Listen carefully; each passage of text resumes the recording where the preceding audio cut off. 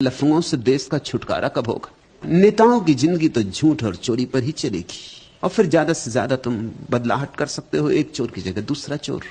चोर वही के वही है, चोरी वही की वही है, छाप तुम कोई भी लगा लो। तुम देखते हो एक ही तरह के चोर इस मुल्क की छाती पर सवार, इस पार्टी से उस पार्टी में चले जाते हैं, उस पार्टी से इस पार्टी में चले जाते हैं। चोर वही के वही। राजनीति में तो वही जीतेगा जो सबसे ज्यादा चोर, सबसे ज्यादा बेईमान होगा, और इतना कुशल होना चाहिए कि बेईमानी भी करता रहे और ईमानदारी का झंडा भी उठाए रहे, साधु संत भी बना रहे ऊपर ऊपर, और भीतर भीतर सारे उपद्रव भी जारी रखे। इस सब के पीछे आधार क्या है? तुम क्यों कुर्सी को इतना मूल्य देते हो? पद के मूल्य को गिराओ, कम से कम एक चीज का मूल्य मत बढ़ने दो, कुर्सी का मूल्य मत बढ़ने दो, उसका मूल्य हिरास करो। जैसे रुपए की कीमत गिरती जाती है, ऐसी कुर्सी की कीमत गिराते जाओ। एक घड़ी ऐसी आ जाए कि जिसको तुम कुर्सी पे बिठा दो, वो बैठे ही रहे, ना कोई फूल माला लाए, न कोई शोरगुल मचाए, न कोई जय जयकार करे। तब तुम पाओगे कि राजनीति में दूसरे तरह के लोग उत्सुक होंगे जो कुछ सेवा करना चाहते, तब। नहीं तो चोर और लफंगे और लुच्चे ही उत्सुक होंगे जो ताकत में होना चाहते।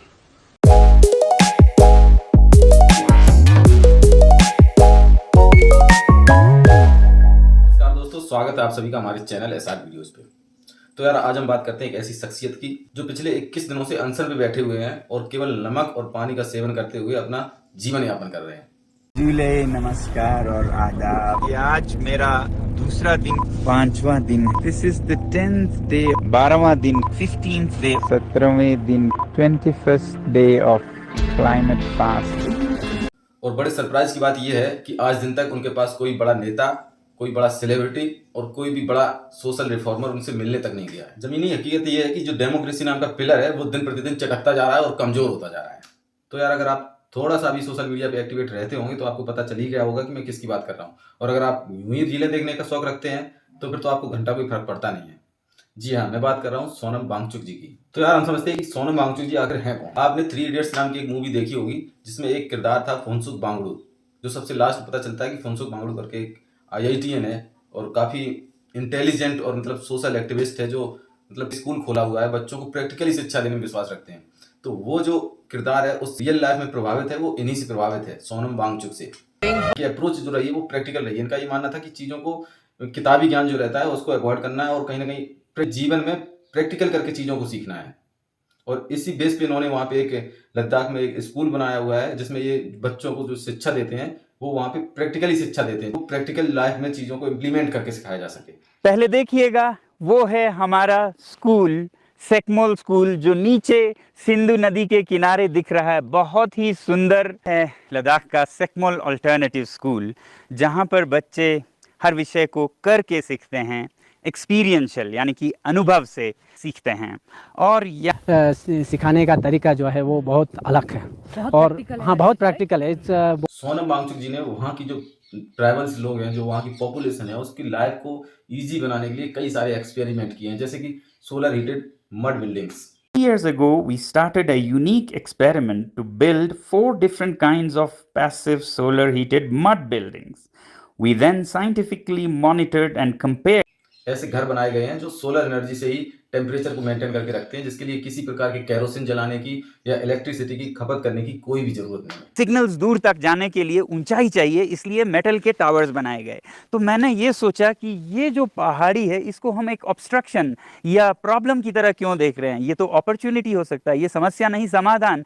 इससे बड़ा टावर भला दुनिया में क्या हो सकता है। ये जो छोटे टॉय टावर्स हैं ये तो 60 फुट 70 फुट हैं, और ये 600-700 फुट का हमारा सबसे बड़ा टावर। तो एक तरह से जहां इलोन मस्क सैटेलाइट्स भेज रहा है या फिर गूगल बलून्स भेज रहा है, हमारे यहाँ पहाड़ों में बहुत कमियां हैं, मुश्किलातें हैं, मगर हमारे एसेट्स हैं ये पहाड़, जो कि आपके सबसे बड़े टावर्स हैं या कहिए सैटेलाइट पॉइंट्स। बैटरीज का ऐसा एक घर, बैटरी हाउस, जिसके अंदर सोलर हीटेड कैबिन हो और जिसमें +10 से 15 के बीच रहे, चाहे जितना भी बाहर का तापमान हो। और फिर फरवरी यानी कि सर्दियों के कड़कती ठंड में जहां तापमान -15 -25 तक होता है, पहाड़ी के ऊपर हमारे साथियों ने लेजर का टेस्ट किया। सारे जद्दोजहद के बाद जब सिग्नल आई तो इंटेंसिटी ये था। जो कि लद्दाख में सबसे पावरफुल इंटरनेट सिग्नल है अब तक का। तो ये ऑप्टिकल वायरलेस कम्युनिकेशन टेक्नोलॉजी जिस पहाड़ से हमें समस्या थी उसी पहाड़ को ये समाधान बनाता है, उसी को दुनिया का सबसे बड़ा टावर बनाता है जिसके सामने कोई भी टावर बोना दिखे। ये जो अनशन कर रहे हैं उनमें इनकी कुछ मांगे हैं, जिनमें से 4 प्रमुख मांगे जो हैं वो ये हैं कि सबसे पहली बात है कि लद्दाख को जब से आर्टिकल 370 जम्मू कश्मीर से हटाया गया है तो क्या होगा, जम्मू कश्मीर को तो राज्य बना दिया है लेकिन लद्दाख को एक जस्ट यूटी बना के छोड़ दिया है। वहाँ का जो पूरा एडमिनिस्ट्रेशन है वो लेफ्टिनेंट गवर्नर के अंडर में आएगा और वहाँ पे जो IAS IPS अधिकारी हैं यही पूरा शासन चलाएंगे। कहने का मतलब ये है कि वहाँ पे जो भी सरकार है वो केंद्र सरकार है। वैसे लद्दाख में भी कुछ क्षेत्र हैं जो मिनरल रिच हैं, इसीलिए लद्दाख को स्वायत्तता नहीं दी जा रही है। वो कह रहे हैं कि भाई हमें देखने दो, हमारी जगह है कि हमें इसका क्या करना है। अगर नहीं हम देखेंगे, जो दोहन करेंगे वहां पर जाकर के उन मिनरल्स का, उन्हें कोई फर्क नहीं पड़ेगा, भूखे नहीं मरने वाले।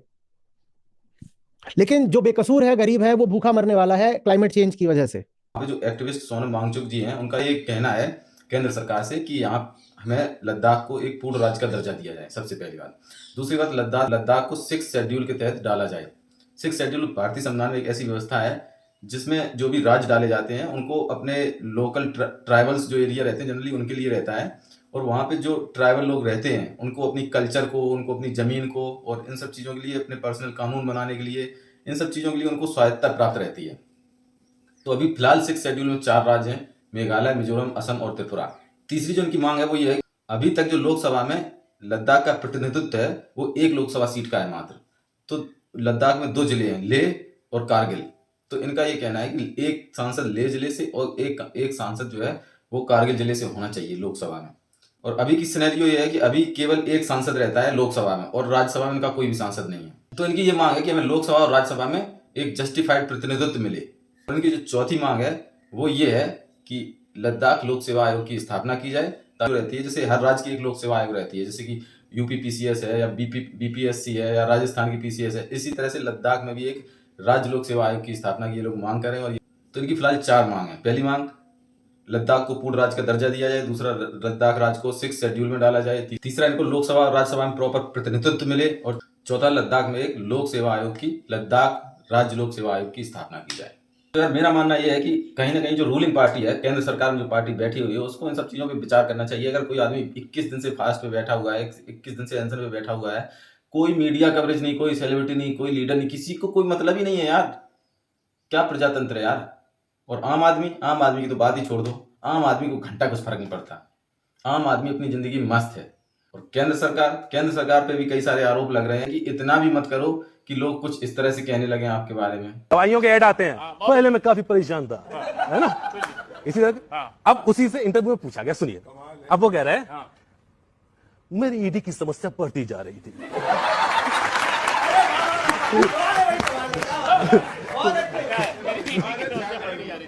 मेरी ईडी की समस्या बढ़ती जा रही थी, हमेशा डर रहता था कि कहीं मुझे जेल न जाना पड़ जाए। मुझे नींद तक नहीं आती थी, मैं अंदर से काफी टूट गया था। घर में जब कोई दीदी बोलता था या सीडी बीड़ी तक बोलता था, मुझे ईडी ही सुनाई देता था। मैं समझ नहीं पा रहा था क्या करना चाहिए। एक दिन मेरा एक मित्र आया, उसने मुझसे कहा कि तुम्हें भाजपा ट्राई करनी चाहिए। हाँ। मैं सच बता रहा हूं, पहले मुझे यकीन नहीं था, लेकिन जब उसने बताया कि वो गारंटी दे रहे हैं,